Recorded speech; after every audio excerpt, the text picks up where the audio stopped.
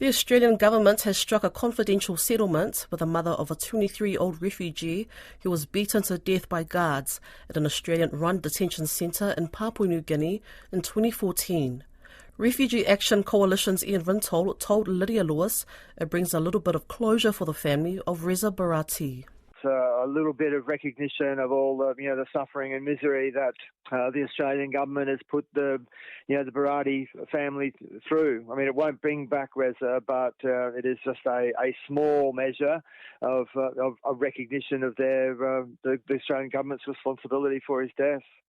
And 2 PNG men were sentenced, but an Australian and New Zealander have not been. Can you tell me a bit more about that and what the anger and frustration is around that? It was very clear very early on, that there were Australians and New Zealanders involved in the killing, in Reza's killing, and that the 2 guys in PNG were really, scapegoats for the lack of political will, to follow up the allegations against the other guards, that were involved. I mean, there was very detailed information given to the authorities about who was believed to be involved in his killing, but there was absolutely no attempt to follow it up. Actually, that was one of the first indications of the extent to which the Australian government and the New Zealand government perhaps would go to protect the human rights abuses that were happening in Manus Island. There were many other instances of allegations of abuse by Australians, in which the first thing which the government did was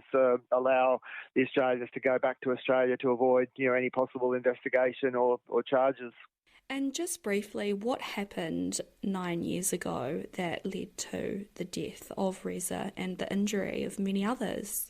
The thing that's most important about it is to understand that the level at which it was actually the guards involved. There were many suggestions that it was local animosity which led to Reza's killing, but it's quite clear that it was guards involved in the actual running of the centre that were ultimately responsible for his death. Now, there had been protests in the lead up to Reza's killing. That's entirely understandable. There have been a series of protests that had been happening against their detention, which, as the PNG court found, was unlawful. In any case, it was a shocking scene of human rights abuses, but it also became very clear that it was the retribution from the authorities, from the guards inside the detention centre that led to Reza's death.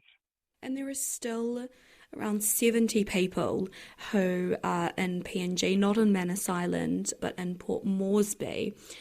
Are they still suffering years on, and what needs to happen now?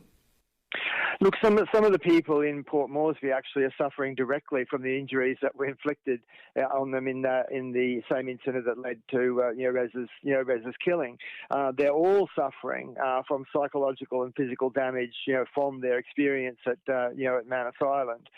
We're continuing to campaign in Australia for the Australian government to bring all those people in Papua New Guinea to Australia, where they should have been allowed to stay in 2013 when they first came to Australia seeking protection. But there's no doubt, a list of people who are so damaged that they're incapable of actually engaging with the UNHCR or other refugee authorities. The PNG government has got no overarching responsibility for those people, and we're just seeing their life deteriorate as they're left to rot in Papua New Guinea. So the human rights abuses haven't ended. Manus Island may be closed, but the 70 people who are still in Papua New Guinea are still suffering the consequences of being sent there by the Australian government.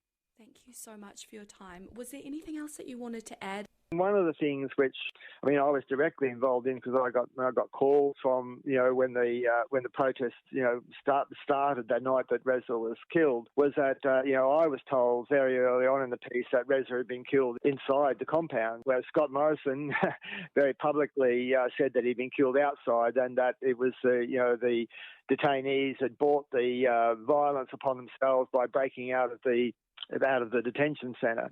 I think it was one of the very first examples of Morrison's willingness to, to tell outright lies to cover up, what was actually happening, on Manus Island. But, because of my contact directly with the detainees, I was able to go on the, breakfast television and directly say that Reza had been killed inside the compound, and that, Morrison was, directly, aware that he had been killed inside the compound, and it was only days later that Morrison was forced to retract his statements about being killed outside. But anyway, it's one of those small examples, I think, where the lengths that the Australian government went to maintain secrecy around their operations, a complete lack of transparency, and a willingness, as I said, to tell outright lies about what was actually happening in the detention centre.